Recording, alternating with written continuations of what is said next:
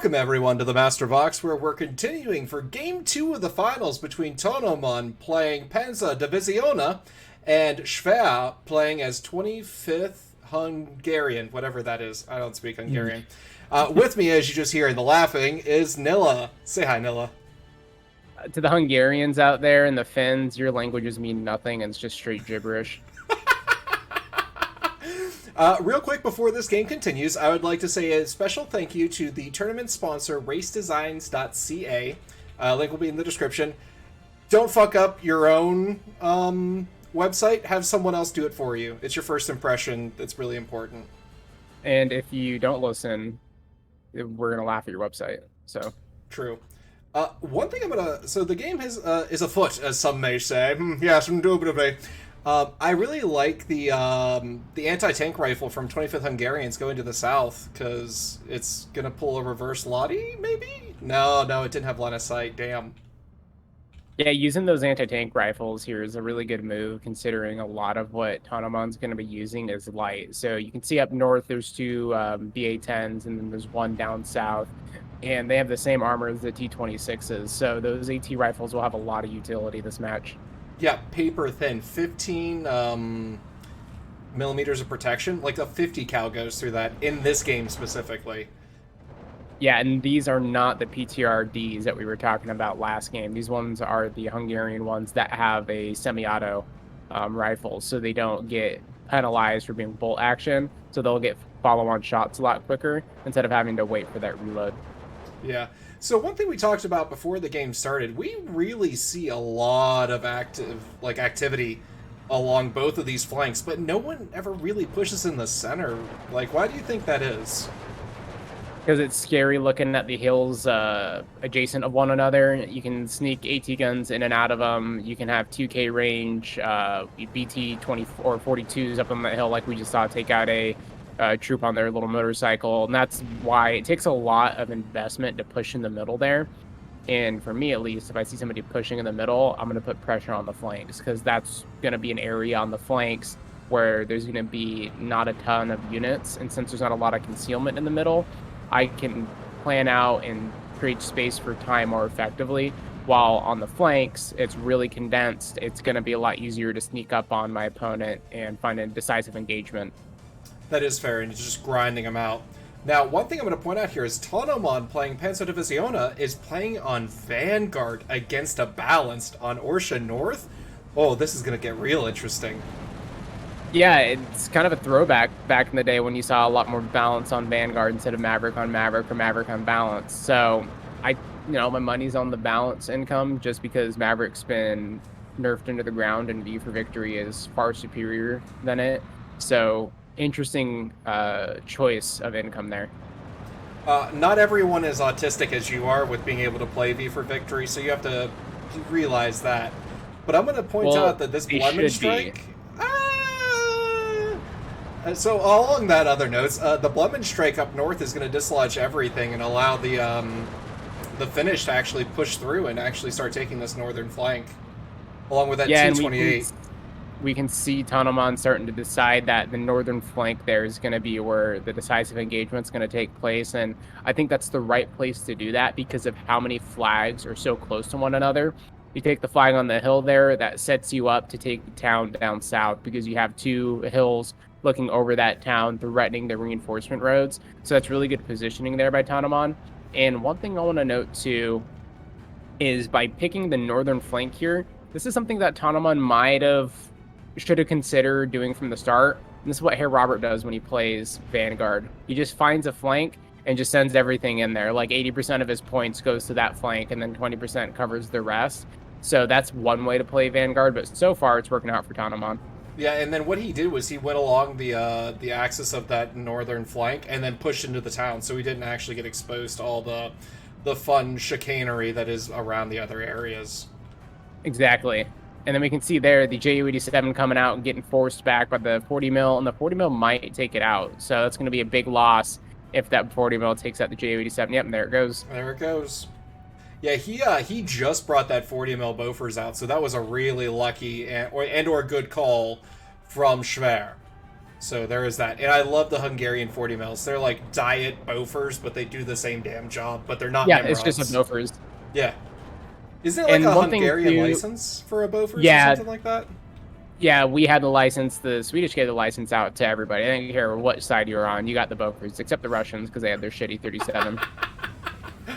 I don't think the Russians would have paid for it either with the whole communism thing, but I mean, fair. politics. You would have paid for it otherwise.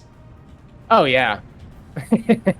What's really interesting here too is the call out of AA itself as balanced. That shows a really high level of understanding from Schwere of, hey, it's gonna be a large percentage of my income for the first 10 minutes in relation to Vanguard's income, but it's needed because if you allow Pansara, you got me to calling it Pancerna, let its air force run wild on you, you're gonna lose. So stopping the Blenheim, stopping the GOD7s from just opening a can of whoop ass on you is your number one goal, because it forces the lighter T-28s to try to get into a slug match with the Hungarian Stugs, which can't get penned by those things. So really good operational thought there by Schwer to try to nullify anything that can take out the heavier armor that he has at his disposal. Very true. And then we know that the Finnish divisions rely on their air force to take out anything heavier than a fucking Stug. Yep. Because I love the T-28s. They have 3 machine guns and a stub-nosed little like howitzer cannon. It just turns it into like a lead bukkake. It's beautiful. It kills infantry. It mows it down. It pins them. It does all of the fun stuff you need it to do. But it can't kill tanks to save its fucking self. That's what D-Day was a lead bukkake.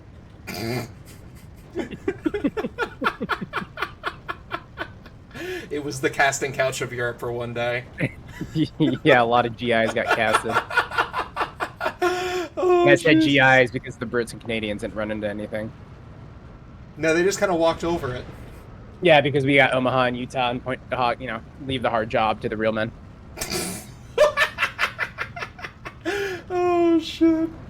Great spot there by the T-28 on the northern hill, hitting that supply road. It just took out what looks like an AT rifle or maybe a Panzerschreck that was coming in. So really good positioning there by Tonnoman to try to start sniping that reinforcement road. Oh, shit. Can that T-28? Yeah, it moved up and it moved back. But it's only got 70 mils of penetration, so it's only getting after those light things. And we're seeing the Finnish Air Force come in not single file to hide its numbers. Yeah, there really should be a effort made by Tonnoman to try to suppress or take out that 40 mil. They don't have really any artillery in their deck, but there are rocket 109s in the deck that might do a good job against that if a little ghetto strike package was put together. Yeah, Tonnoman only has 150s in B phase, so I think that's gonna like bite him in the ass.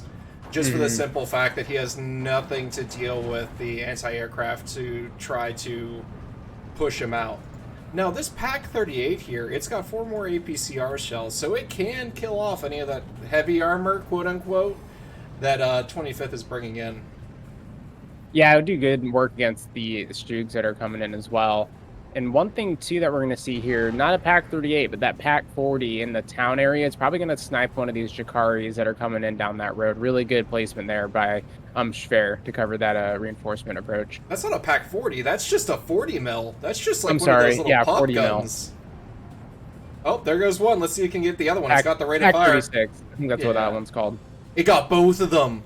Yep, it's that good little rate of fire there. It's like a 12 rounds a minute. Yeah, 12 rounds a minute rate of fire. So, quick little pop. Yeah. Oh, and by the way, the reason why I'm not moving the camera at all is because nothing's coming in anywhere else. Like, nothing's happening on the rest of the board for the most part. Yeah, down south, there are a lot of very angry, very fanatical Hungarian fascists just sitting inside of their farm complex with 3 stars all around. So, and Tonnoman's starting to move stuff up there. I'll go back with this film to those guys. It's going to be brutal. Yeah, because those Lovash 2Gs, not only do they have the Panzerfaust, but they have 2 LMGs per squad, and they're not budging. No. And he doesn't have the support equipment. He doesn't even have a T-28 or anything. Even if he did, that 40 mil is right there staring it down. So as soon as this leader T-26 comes in to try to support it, it's going to get popped. But that would be a great spot for some air support, because that Bofors in the middle is a little out of position. Yeah, just kind of like do an alley oop kind of deal, like where you start bringing attention to the north as much as you can, and then suddenly do a strike in the south. Yep. Oh, this One thing I pack. want to point out too is if Tonnoman takes the village there in the northern flank, that completely compromises Schwere's front line because there's no flank there that Tonnoman has to worry about. So losing those Jakari there is a really big loss as the game progresses. That is true, and the only thing he's got in there is two basically Sturm Pioneers. No, these are just the original starting flamethrower unit, so he doesn't even have anything in there really. Yeah. Oh damn! And now he's got a Hetzer looking down that main road as well as the 40 mil, so he's not going to be able to get anything in that down that main road area. Now, if they came down off of the middle hill and came up to the north, you still come in range of that Pack 40, but Pack 40, Pack 36, you don't run into the Hetzer though, so it's a good little trade-off. Very true, and it looks like we're having a Hetzer Stug fight right now. So I actually don't know who's going to win this one because the Hetzer's firing APCR, so it's going to do more hits. Oh Probably the no, Hetzer, Hetzer just turned off APCR. and then the Stug pulled back. Yeah, the Hetzer's probably going to win that one 9 out of 10 times just because of the armor on it. Yeah, that extra 10 millimeters of armor, we're seeing more bounces out of it. Yeah, it makes it a little harder on the Stug. Yeah. But those German cannons, they're able to, kill each other off pretty well. Yeah, and one thing here that we're seeing going really well for Schwere is the engagement that Tonnoman's decided to take. Schwere has been able to keep their troops alive, maintain the front line, and immediately start to counterattack going into B phase. And that spells a disaster here for Tonnoman as the game progresses because Tonnoman's lost that 15-9. So as time goes on, it's just going to get harder and harder as Tonnoman tries to claw their way back with less and less resources. Exactly. It looked like Schwer kind of absorbed Tonnoman's original push, built up a critical mass of support weapons and other vehicles. And the other thing is, 25th Hungarian, with having access to those Hetzers and those Zeronis, or Zerinis, whatever they're called, Hungarian gobbledygook, it was able to out-armor Tonnoman.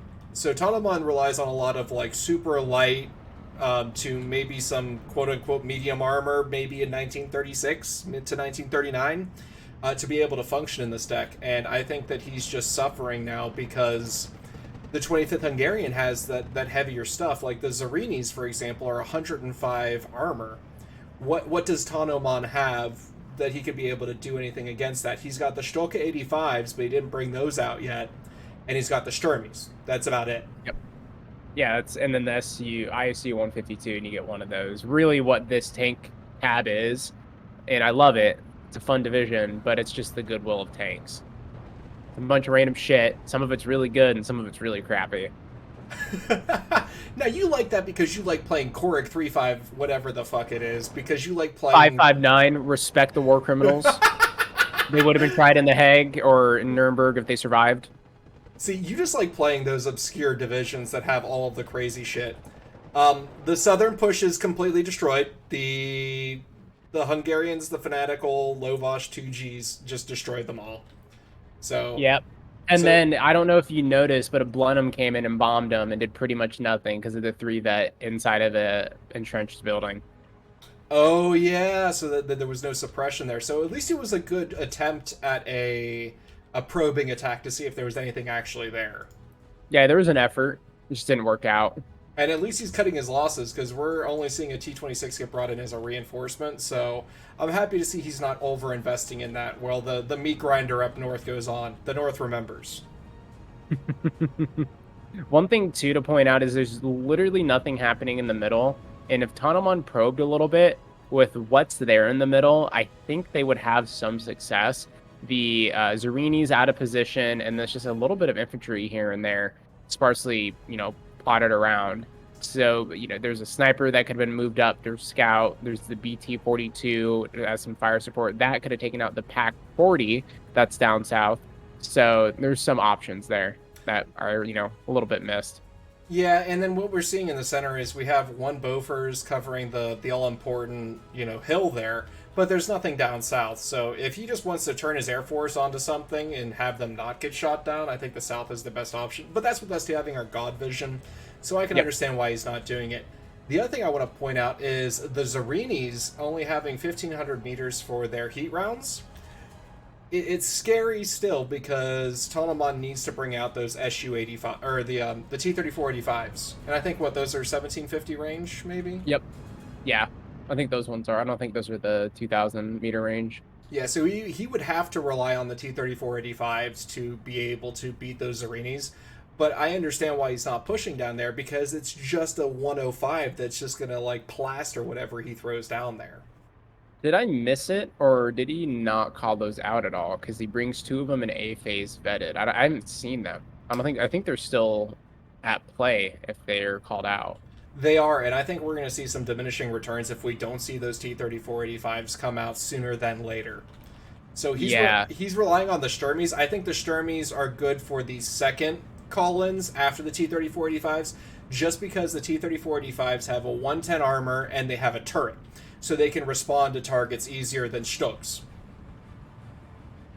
Yeah, and then they can range too, like you mentioned, in that 1750 versus that 1500. Going back to what I said earlier, that would have really helped in the middle. Yeah. Ooh, we got some Nostrovaki going in the north, and those are basically really cheap partisans that have disheartened. So I want to see what they do against these Lovash. They got the Molotov cocktail. That's really what puts them over the edge there too. And the machine gun can be shot up close because it's considered an automatic rifle. Yeah, so this is kind of a weird, disheartened close quarters unit. Yeah, and they lack submachine guns, so they're not great in close quarters, but they're also not awful. So it's a weird combination. Jesus wow, Christ. That ME-410 has done some work. That's the second tank it's killed. Now, does that ME-410 have 4 rockets on it, so it almost guarantees a kill if it gets a direct hit? Yes. Yep. Oh. Yeah. 210 rockets. Oh my lord, that one Nostrovaki just killed off 2 Lovash. It's out of Molotovs. Cocktail. Yeah. Oh, here comes the off-map plan. There's no AA to counteract it. This might be the nail in the coffin here. Oh no. And we have such a concentration of forces. All right, here's the Stolka 85. Let's see if it can do the Lord's work. Oh, he's got the Nimrod. Yep. It was hiding behind the Sturmy for me, the little unit card. Yeah, or the Hungarian or the Finnish version of the Nimrod, I think, right? Yeah. Yep. Yeah, I think this T-34-85 having its, where's it at? 110 armor is going to be the only thing that cleans up all of these Panzer T-34s, and that maybe that Jagdpanzer. I don't know because the line of sight tool. So. Yeah, Jagdpanzer there is in a weird spot. I don't think they can see down the road from where they are, but who knows? It's Eugen. It's Eugen. Yep. Who's to say? Now, I'm looking around the map. Also, it doesn't look like Schwere is investing anywhere either. So this is literally just the 1/3 of the map meat grinder right now. Like, that's all that's going on. Yeah, Schwere really hasn't lost any ground on the rest of the map. So Schwere can take back what they've lost in the north and then some. It evens out. And then start pushing back. Just decisively defeat Tonnoman here and keep the ball rolling. Now, the issue is Schwere is on a little bit of a clock. There's 15 minutes left, but we're about to hit C phase. That's a lot of time left to have 155 points to 90 to really turn the tide. Yeah, and then I'm going to point out here that Eugen, in its weird game sense, had a T-34 penetrate that T-34-85 through one of its weird crit systems, and it completely killed the driver, and that means that there's one more penetration. So that means that either the Hetzer gets a penetration and it kills this thing off instantly, or the Zarini, having its crazy thing that it has anyway, gets a penetration and it's guaranteed dead. But oh, look at this fight between the Hetzer and this 85. Yes! Yes! Come on. Yeah, that Jagdpanzer had been penned already too, so it got really lucky there with that T-34. All right, now this T-34-85 has got to get real lucky because that Zarini better miss. Oh, it bounced! What? Yes! Wow. Yes, the T-34-85. Oh, that T-34-85 is the 2,000 meter range one because it doesn't have the APCR. Oh shit! So that means that he could definitely have outranged some of these 1500-meter anti-tank weapons, or even the Yeah, 1750 Yak. What? yeah, that's a definitely a big missed opportunity right there. I mean, one of my favorite Soviet vehicles is the T-34-85 because the way I look at it, it's a Panzer IV with better armor and in that case a little better range. One thing that I've noticed, other than when those Nostrovaki engage those Lovash, there's really been no fighting in like the light forest area on either the north or the south. And you see where the Kavari are down south, where that Blenheim bombing run just went through. Moving through that forest is a really good spot to flank the blue side, because most people really don't like putting stuff in there for some reason. So you can move tanks through there, you can move infantry through there, and get on the flank. So it's been interesting to see them really fixate on just the hills and not so much on the lower parts of the flanks. Yeah, and I'm going to point this out here. That Blemmen strike completely just wrecked that push from Schwere. And I think that Yep. what we're seeing right now is the counterattack that's going to be able to push in, depending on what reinforcement route these Shikaris take, which they're going to get hit by that Pack 40 if it sees anything. Yeah, I don't think the Ooh. Pack 40 will have enough time to get on target, but we'll see. Well, the issue is if it lines up on the first Shikari, if it can't hit the first Shikari, it will still be lined up and be prepared to instantly start aiming at the next Nope. Shikari. Yeah, But didn't have they enough got time through. there. Yeah, they got through. Oh, whew, pretty speed. Yeah, up north too, we can see that Schwer is starting to take the town back, pushing up. The Jagdpans are about to get taken out by a Pack 40 here. And the counterattack up north by Schwer has kind of petered out, and Tonnoman's done a really good job of feeding T-26s in to kind of act as impromptu infantry up north. They're pillboxes, is what they are. Yeah, Is that a fucking a long barrage to cut off reinforcements coming in on that yes, southern it is. village? Oh, that's a beautiful use of an off map to deny the ability to reinforce. Yeah, my initial thought was put it on the crossroads there, but thinking about it, putting it on the hill there's a better spot, because if Tonnoman wants to get back on the hill there, then they're going to have to go down to the south and try to come around, and that increases the time it takes to even get up there. And then two, if Tonnoman says, screw it, I'm not going back on the hill, there's artillery on it, I'm going down the road, it feeds them right into the Pack 40. Very true. All right, now these Jakari have to show their worth. So this is his I C think, phase card of Jakari because they're unvetted, by the way. yeah, and I think they're going to show their worth here because of all the semi-autos and SVTs that they have at their disposal. Yeah. And then we have more Lovash 2G replacing the other three Lovash 2G that got blemened.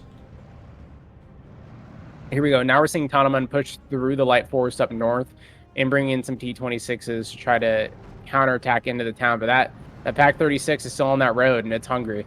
It is, and at the same time, we have Schwer playing the long game. He's already brought out two 149 howitzers, so he's going to be able to, if he's picking off the AA right now, and we're seeing Tonnoman completely focused in the south.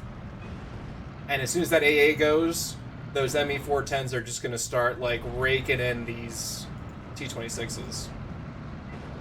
Ooh. Yeah, and Schwer's the hourglass for Schwer is quickly dwindling, and they really need to make this a 12-12 soon. Yeah, because they play up to 50 minutes for league rules. So Schwer will have to get not only the 12-12, but he's going to have to start getting past where he's at right now. And Tonnoman has pushed him in when it comes to the score right now. So Tonnoman's doing a great job for being a vanguard and still sticking through 2C phase. Yeah, and I do think too that Schwer has the better deck than Tonnoman. The infantry's better. It's just got more options at its disposal. But Tonnoman's just played really, really good. Not to say that Schwer's played poorly. Tonnoman's just played a really good game thus far. Yeah, the only critique I have for Tonnoman is not believing in the T-34-85s. Yeah. Yeah, now would be another good time just to probe the middle. Freak out Schwer, divert resources, and not commit, but try to get the Schwer to commit to an attack in the middle. That would be a really good use. of Tonnoman's existing resources in the middle. Oh my lord, this ME4 or 210 just killed 2 Blemons on top of all the other tank kills it's had with its 210 millimeter rockets that are still under its wings. That'll be the next Ace unit in the next DLC. Oh, here comes the 109 though. Never mind. I spoke too soon. Oh yeah, no, he's not maneuvering out of that. Ooh. Bye bye. Bye bye. His reign of terror is now over. The Finns rejoice. That caster curse. It really was. But no, because I pointed out what it killed. It was your caster curse for calling him the next ace until he died. Oh, no, I wasn't saying it wasn't mine. I take full responsibility for that. And we're also having a tug of war between 2 149s and 1 150, if you notice. Yep. Yeah, I'm watching it right now. But the good thing about having that tug of war going on right now is the fact that those 149s are not influencing the front lines. Exactly, and that's what's needed right now to make a breakthrough here for Schwere, is that artillery. Mm-hmm. And the 150 is really not getting any close to hitting it, too.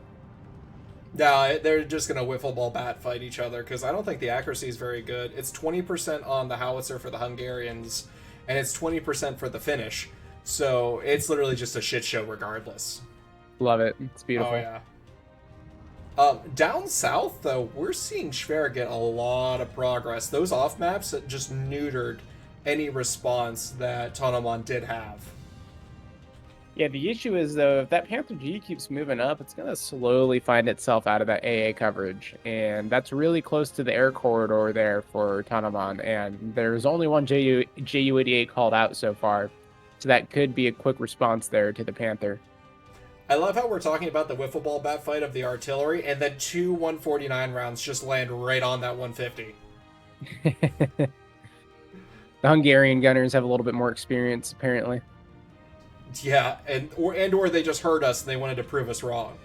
Yeah, they got a little pissed off by the shit talk. Yeah. Ooh, we're seeing... Wait, how many off maps does this man have? He's only got the one. It's the one card, but has 3 charges, I think. Oh, okay. And that's going to be a really good use of that 3rd charge to get him into that town. Yep. Yeah, really good, too, because the Panzer Grenadiers are ready to roll in.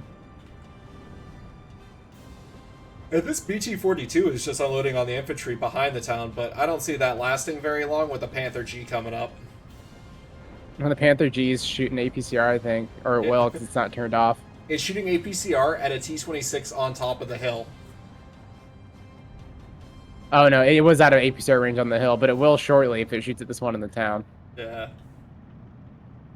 See, I think right now we're just going to see the Schwere push through because there's no support weapons on this hill. So once the T-26, the Nostrovaki, and that BT-42 die, he's going to realize there's nothing there. Yep.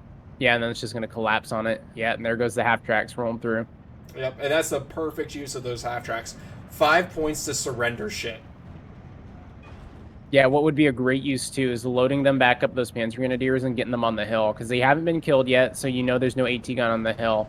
And it'll give you an ability to have a unit on the hill, which contests it, so you keep your Panther G there safe from any other AT weapons coming up. Yeah, and he's doing a breakthrough in the south, too. The Panther G is pushing the shit in down here of anyone who tries to come in. And I think he's going to move it to the reinforcement road itself, which will then completely lock everything off. I love how the 10 or the ME410 just straight up dives at the ground and then hit it and then bounced off the ground. I never even noticed that. Pretty good. Pretty good physics there by Eugen. Oh, yeah. All right, so he's bringing in a 75 mil. Now, is this one of those unicorn? No, this is a Pack 40. This is an actual Pack 40, so that will give that Panther G a run for his money, especially with having APCR. And getting that flag back. And it's really starting to thin out here, too, for Tonnoman. Yeah, the Vanguard, he's done a great job so far, but it's 30 minutes into the game. He's been running on a deficit for 20, or let's say maybe 13 minutes of income deficit, so. Yeah, either Tonnoman gets back a flag and caps out the remaining couple minutes, or the Schwere is just going to continue to grind down Tonnoman, and Tonnoman's going to say it's not sustainable any longer and surrender. Yeah, with this being the finals, though, I see him fighting to the end at least. Um, so I'm hoping to see a good game where it comes down to like a photo finish, you know? Yeah, Because right he's now close to it. he still has assets, and it's only 20 more minutes into the game. So if he can hold on to it, even like at 14-10, he might be able to win it in the end. There's a lot of Hungarians, though. There's not a lot of Finns. That is very true.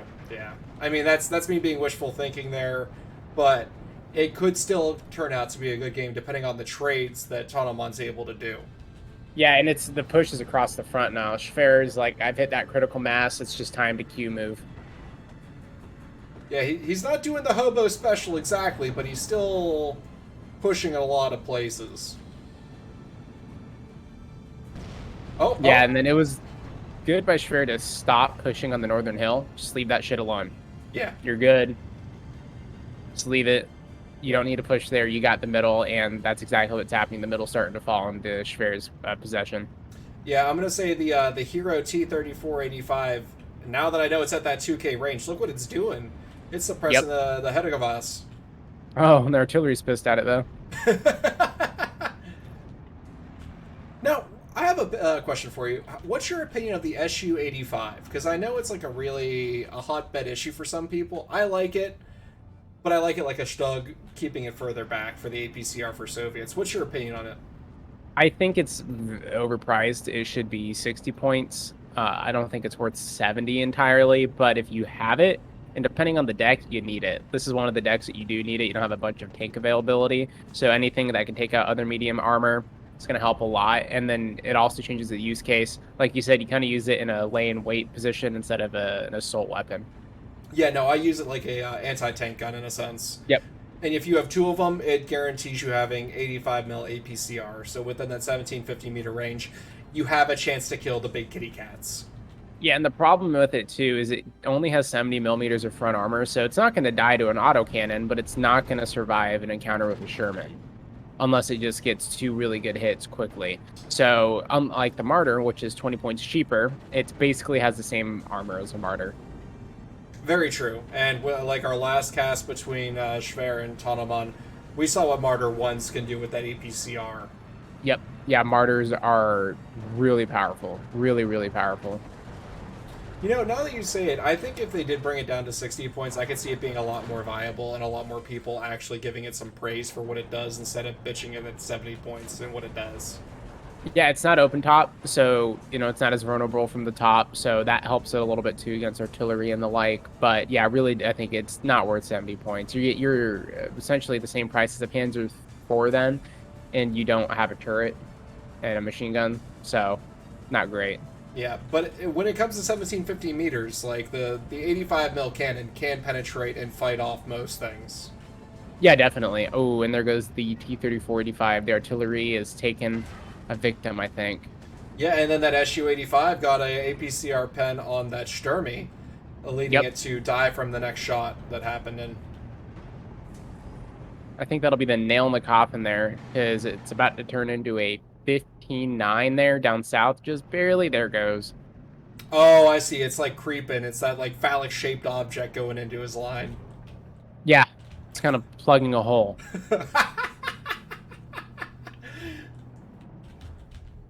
And at least he's plugging it with some Jakari and some Tenka Joyunta, so he's actually creating a second layer of defense there, and I like that.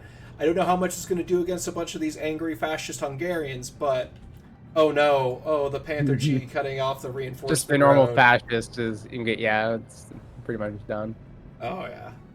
And he's got the artillerist, so not only is he getting radio, but he's also getting recon down that main road for the Panther G as well. So that's a great use of recon with the heavy kitty cat. Yep.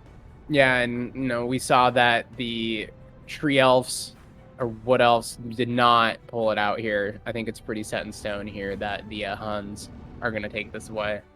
Yep, and Tonnoman feels the exact same way and calls it. Yeah, I think Tonnoman beat his head bloody against that brick wall. But it was a great game still. Yeah, really good aggression, really good pressure there by Tonnoman. Just wasn't able to find that breakthrough that they were looking for. And you can see that T-3485 did some work. I called it the hero of the Soviet Union, or whatever the Finns would give them their people. Iron Crosses at Definitely this not the point. Soviet Union. Yeah. Some Yeah, fighting words.